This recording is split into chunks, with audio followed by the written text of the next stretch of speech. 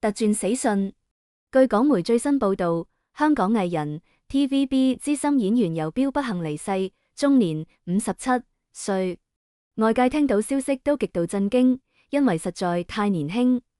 據游標好友 TVB 演員黃蚊標透露，游標係今年春節前喺公司辦公室見客期間突然感到不適，之後叫黃蚊標幫佢召救護車，未送到醫院已經陷入半昏迷。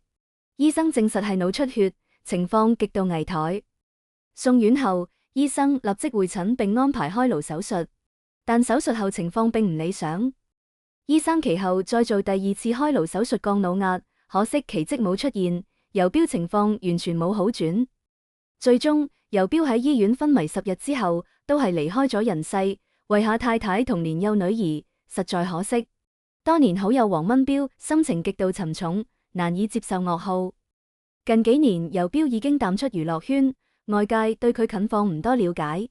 不過佢2024年現身受訪時，精神飽滿，狀態完全正常。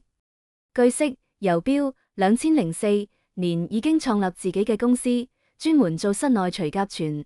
始終喺 TVB 做配角收入好微薄，必須揾第二職業。創業初期，游標經歷好多困難，因為冇錢，只租到一間1400蚊港幣嘅單位。但佢冇放棄，堅持落，終於做出口碑。游標間公司好成功，不單自己賺錢，仲帶埋好友一齊發達。黃蚊標就係其中一個。雖然係老闆，但游標同大家相處更似兄弟，公司幾乎冇上下級之分。黃蚊標雖然轉行淡出娛圈，但對拍夫仍有熱誠。游標知道後同佢講：有劇拍隨時講，一定全力支持你追夢。翻查資料，游標80年代已經正式加入 TVB， 90年代好多經典港劇佢都有份演出，令人印象深刻。游標比較擅長演反派角色，經典劇《大時代》就係代表作之一。不過2012年，游標突然宣布離巢，結束同 TVB 20幾年合作。因為當時王維基創辦香港電視，以高片酬吸引好多藝人過檔。游標亦都簽咗香港電視，可惜最終冇獲發牌照。離開 TVB 後又好難返去拍劇，所以游標索性淡出娛樂圈，專心打理公司。喺我哋困，游標離世實在太突然。腦出血之前，身體一定發出過警號，但佢可能忙於工作，忽略咗健康，冇認真對待。最後，願游標一路走好，天堂再冇病痛。亦希望游標家人朋友節哀順變。春節先過無奈，又轉噩耗，人命真係好脆弱，邊個都唔知幾時會突然離開。近日 TVB 御用爛仔游標不幸離世，終年57歲，死因令人唏噓。據好友透露，游先生離世其實早有先兆，2月中旬見客時，身體已經發出警告。當時佢已經趴喺台度起唔到身，抬上救護車時已經陷入昏迷。送院檢查證實腦出血，立即做降腦壓手術，但人一直冇醒。第二日發現腦壓仍然太高，再做開顱手術。雖然有少少好轉，但仍然持續昏迷，直到當晚正式離世。好在家人當時都在場。但游標離世僅4小時，留言區就出現好令人反感嘅畫面，有網友喺度賣廣告，實在太唔尊重逝者。據了解，游標做戲做咗20幾年，曾經喺《封神榜》《碧血劍》等過百部劇集客串。雖然都係小角色，但佢一樣認真對待。因為經常演賭徒、市井人物，被稱為御用爛仔。佢亦同好多知名演員合作過，年輕人可能唔認得，但係老一輩觀眾集體回憶。聽到佢離世，好多網友都話，有一個細個認識嘅老夫骨離開，先57歲，簡直唔敢相信。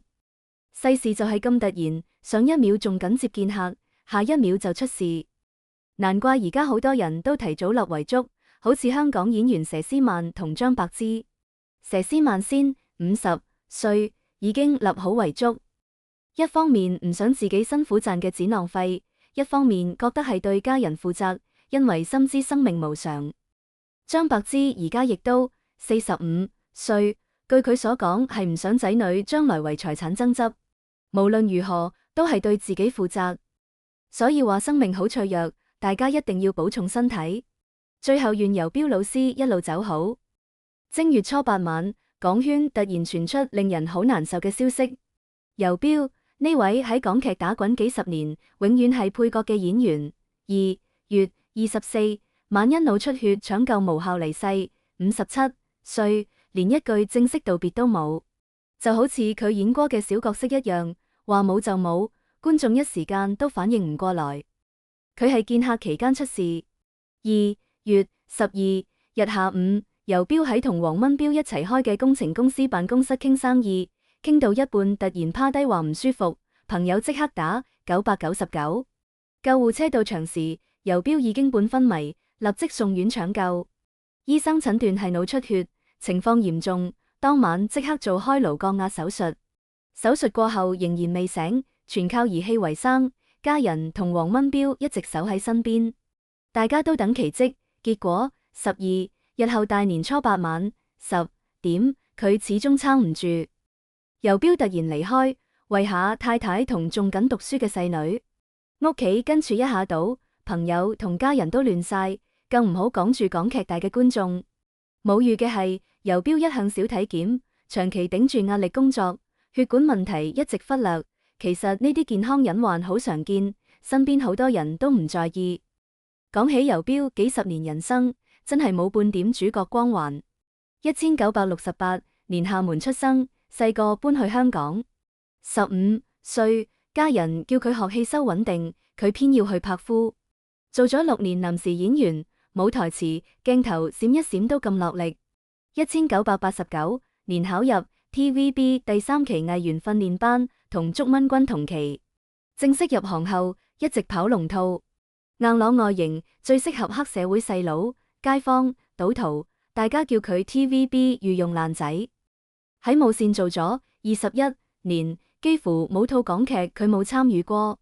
搜神傳、大時代、鹿鼎記、神鵰俠侶、碧血劍、封神榜全部有佢身影，超過100套劇，演足近200個角色，就係觀眾一見就熟，但叫唔出名字嘅演員。佢將小人物嘅喜怒哀樂演得好自然，路邊販、茶餐廳伙計、差人，簡直係港劇黃金年代嘅活底色。其實游標最令人佩服係每個細角色都認真對待，後來仲幫電影配音，同行好服佢，冇名氣但夠專業。佢從來冇主角待遇，只靠微薄人工撐住。2012年，游標頂唔住現實壓力，離開做咗23年嘅 TVB， 同黃蚊標一齊開除甲醛公司。做老闆後生意慢慢好，家人終於唔使為錢憂愁。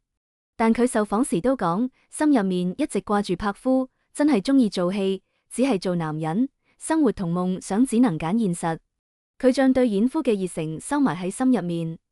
港劇配角呢樣嘢其實好扎心，好多演員好似游標咁，賺得太少，要麼轉行，要麼打幾份工，想追夢，結果為咗家人乜都要頂。佢哋演嘅小人物，先係港劇黃金回憶嘅底色，撐起最貼地嘅幾年。劇入面悲喜，現實入面其實更真實，觀眾都明白。